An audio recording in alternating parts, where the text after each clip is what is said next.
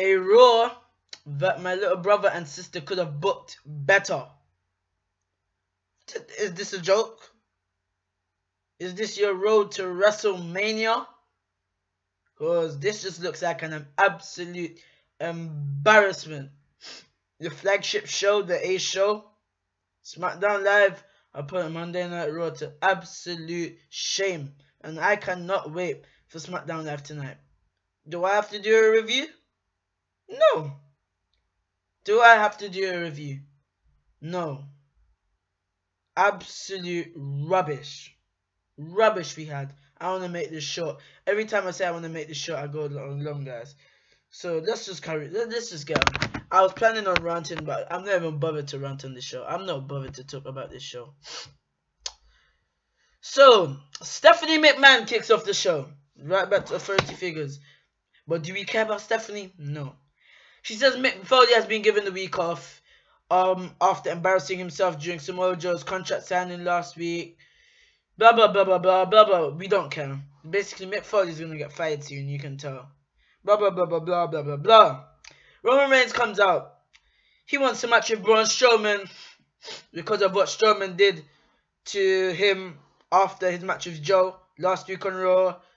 Stephanie asked the crowd, do you want to see Strowman versus Roman tonight instead of Fastlane? They're like, yeah. Then she's like, no, they're not going to get it. Gallows and Anderson, the Raw Tag Team Champions, then come out.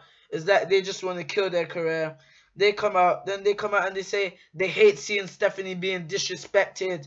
Roman deserves to be taught a lesson. Roman never takes no for an answer. He always gets his way. Blah, blah, blah. We don't care. We do not care. And then Stephanie also announces a match where I put on Twitter. Just give me bleach. I'll just drink bleach. Braun Strowman versus Mark Henry. We haven't seen Mark Henry in so long, apart from the Royal Rumble. Before that, we haven't seen him in so long. So I have no idea why Mark Henry will be on the show. Who is Mark Henry now? Nobody. Braun Strowman versus Mark Henry. Roman Reigns says he must be delusional. He says, oh, that sounds like a great match. I should go at ringside. Stephanie's like, no. You think you're smart. If you interrupt in this matchup, I'll take away your matchup Fastlane and any opportunity you have at WrestleMania 33. And Reigns is like, he's not making himself clear enough. Then Gallows and Anderson came out. They're talking about how Reigns is disrespecting Stephanie. And then they say that they wanted a match with Roman Reigns 2-on-1. And Stephanie acted like Teddy Long because he will be in the Hall of Fame. And she said, yes, I'm booking this match right now, player. 2-on-1 handicap match. The Raw Tag Team Champions Gallows and Anderson versus Roman Reigns in a pointless matchup that had absolutely no build to Fastlane. No build at all whatsoever. So this match, Roman Reigns destroyed Gallows and Anderson. They destroyed Gallows and Anderson.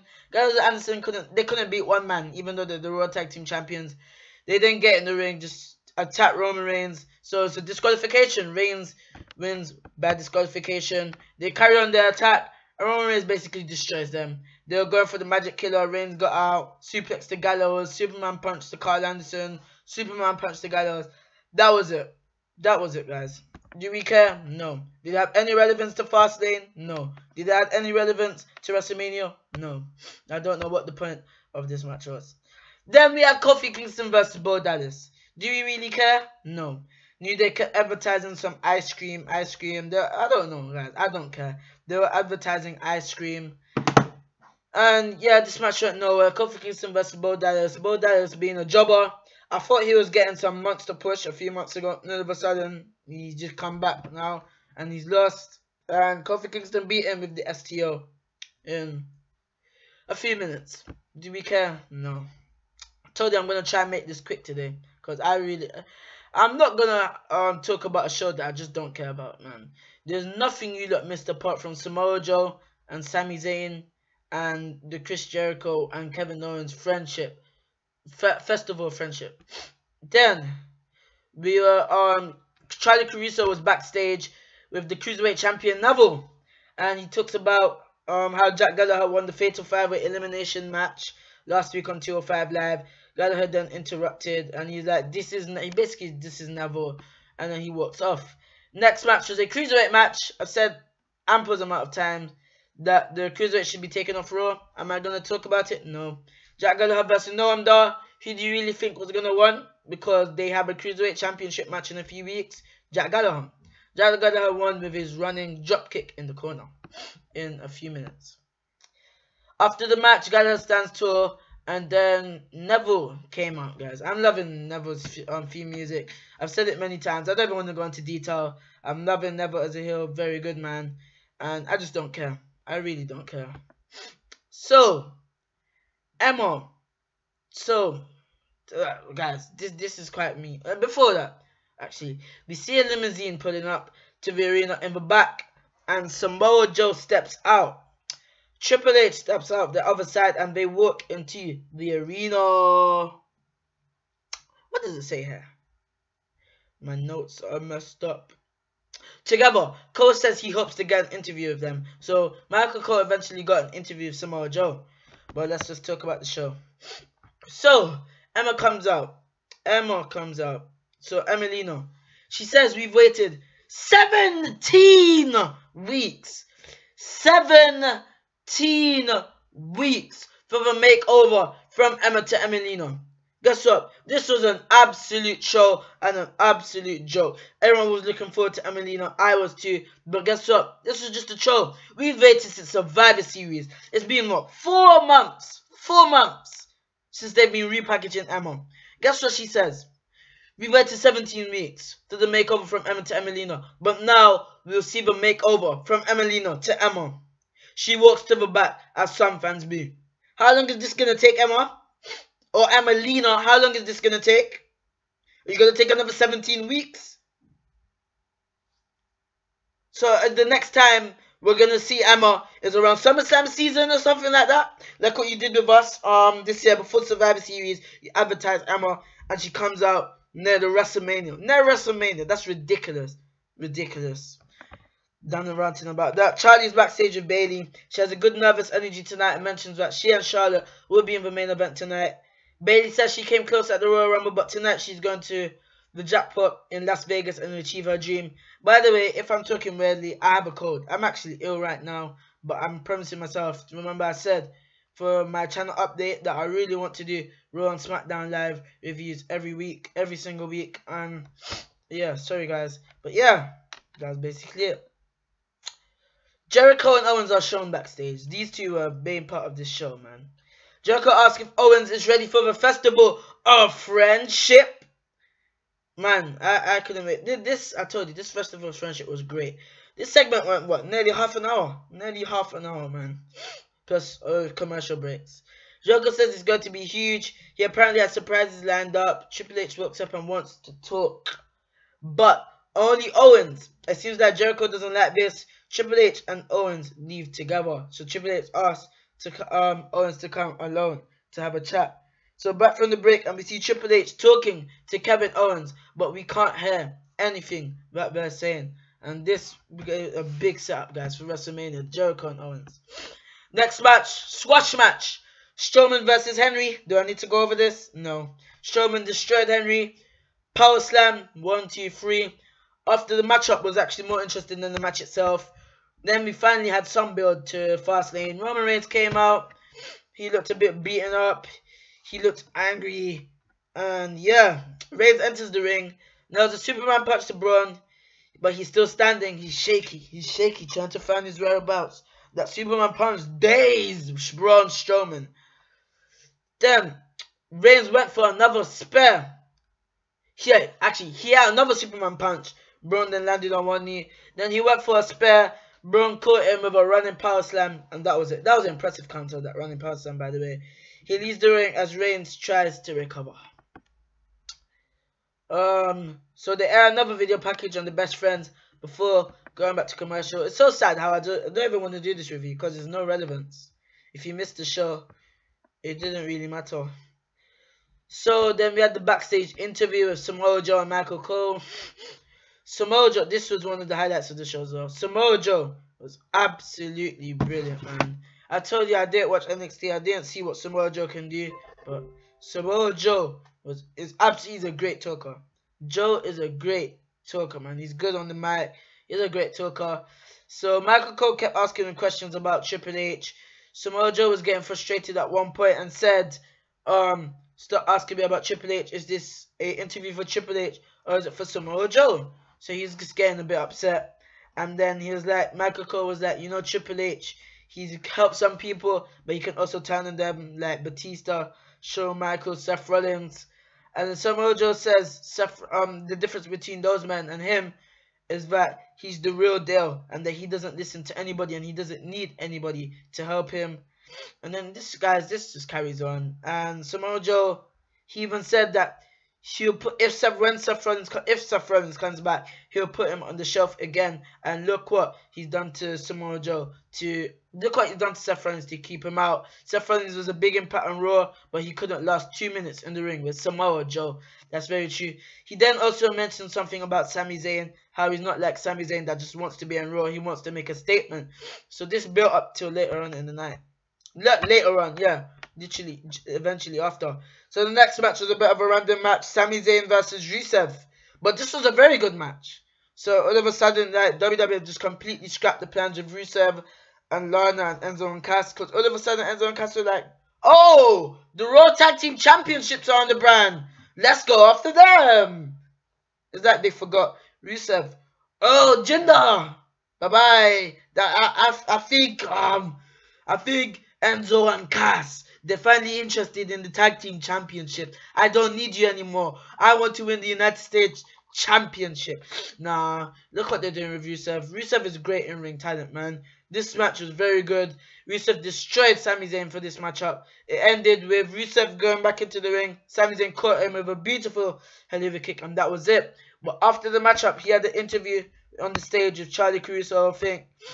And he was celebrating his win. And then he talked about his United States Championship match last week, and he said that's a disappointment. He said tonight was a step in the right direction, a huge win over a huge opponent. Sami goes on about staying down and brings up Samoa Joe's comments from earlier. Sami knocks Joe and says he's not a sellout like Joe. Sami says the one thing on everyone's mind this time of year is WrestleMania. The music hits. And Sami waits for Joe to come out, so Samoa Joe's music hits, guys. And I like Samoa Joe's theme song. He waits, but Joe doesn't appear. He comes running near the announcers, guys. From the announcers, he didn't come from the stage. The announcers then attack Sami from the ringside. Joe beats Sami down and sends him face first into the big screen. Then he did the Kikina clutch on the stage and takes Sami down. Sami Zayn passed out. He goes to sleep. Joe stands tall over Sami, guys, to a Rick's reaction, and he tells Sami to put respect on his name if he's going to say it. What a beast Samoa Joe has been on the main roster, man. So, obviously, at Fastlane, I'm guessing it will be Sami Zayn versus Samoa Joe. Can't wait to see that. Cruiserweight match, Akira Tozawa versus Ariya Daivari. I like Ariya Daivari's presence in the ring. I like the way how he goes in the ring. I like his theme song. Akira Tozawa, he's impressive. He's very quick. Brian Kendrick was at the announcers table, kept saying that he's the mentor of Tozawa. This match ended really quickly though. Do we care? No. Tozawa, big slap German suplex. He hits it so quickly, guys, into a bridge. 1, 2, 3. He defeats Ariya Daivari. Not going to talk about it because I don't care. So, back from the break. The United States champion Chris Jericho introduces the Festival of Friendship. A group of Vegas showgirls comes out first. Jericho's out next to the list and a mic. He introduces his best friend, Universal Champion Kevin Owens. Owens comes out, but it looks like he's not sure about this festival. Jericho dances to the ring with the showgirls. This was just great, man. There's too much to cover. I can't remember everything. But this went about half an hour. So first of all, Jericho showed him something, a sculpture for $7,000, and he was like, the sculpture of Jericho, sculpted in, man, or something like this. He said it was $7,000, but you could instantly tell Kevin Owens was not in the right frame of mind, man. After that conversation with Triple H, Kevin Owens, he didn't look like he was in the mood. He wasn't interested in the Festival of Friendship. He just wasn't there. You could just tell Owens wasn't there, man. And then he also brought out a painting of art. This was actually pretty funny.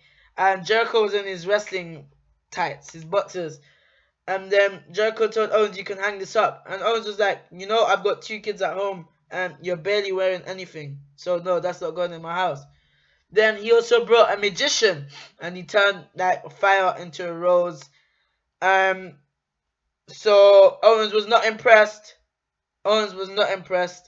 Then Jericho, you know what happens when you don't impress my best friend? You just made the list. So the magician was on the list for not impressing Kevin Owens. Pretty funny. Then Owens asked where he found him. Jericho admits that he found him on Craigslist. I don't know what that is though. He says the real gift he should have given Owens was to make sure Bill Goldberg doesn't make it to their match at Fastlane. Jericho says he's going to handle that tonight. He calls Goldberg to the ring and we go to commercial. Back from the break, and Jericho and Owens are waiting for Goldberg. His music hits, but Goldberg makes his return to the company. You don't know, I wasn't watching WWE so long ago, man. So Goldberg, apparently this character, he was basically copying Goldberg, like fantasy. He heads to the ring, but Owens meets him on the ramp and beats him up. This was funny. You know how Goldberg does his boom, boom, and the big kick, and the explosion, the pyro. They got a fire extinguisher to spray it, man. This is funny. Owens is not in the mood. You could just tell, man. I told you from his facial expression. Got him, destroyed Goldberg, threw him into the LED. He went back into the ring, and Jericho said Owens doesn't understand and wants Jericho to explain. Jericho says he thought the Goldberg thing was funny. Jericho says he did all of this for Owens. He just wanted to show everyone how much Owens meant to him. Jericho says he's had so much working with Owens over the past year, and that's made it one of his favorite years in his career. Jericho says he's never had chemistry with anyone like he has with Owens. Jericho thanks Owens for making everything better. He guarantees he will help Owens come out on top at Fastlane. Jericho says Owens will beat Goldberg because he has his back because they're best friends. Jericho says they're brothers and he loves Owens. I was like, oh, this is getting a bit emotional, man. Owens apologizes and says he loves Jericho too. They hug. He knows he's going to walk out of Fastlane as champion. Owens feels bad now. He got Jericho something too, but it's nothing compared to what Jericho did for him. Owens hands. This is the interesting bit, huh? Owens hands Jericho the gift and says it comes from the heart. It's a new list. Jericho says the other list was getting beat up and full, so thank you. Jericho stops and asks why his name is on the list.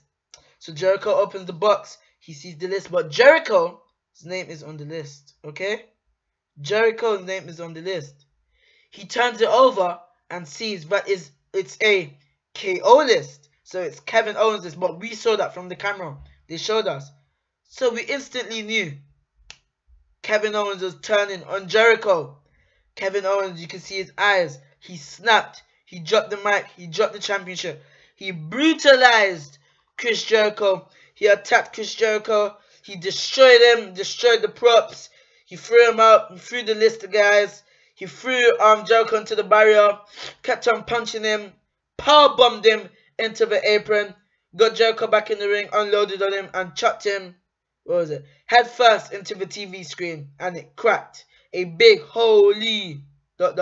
chant broke out. Referees tend to Jericho as Owens makes his exit and fans boo. And that was it, man. I was like, oh my days. You don't understand. I was so sad. I was so sad to see Kevin Owens and Chris Jericho go out, man. So sad to see Chris Jericho and Kevin Owens go out like that. They are no longer guys. Jericho 2016 to 2017. The best thing on Raw for the past 3 months is officially over. I can't wait for this rivalry. I think apparently they started 2 weeks early. Can't wait for this rivalry. Can't wait for Jericho. I hope he's on Raw next week. He got taken out in the ambulance we saw after commercial. Hopefully he's on Raw next week. He gets his revenge.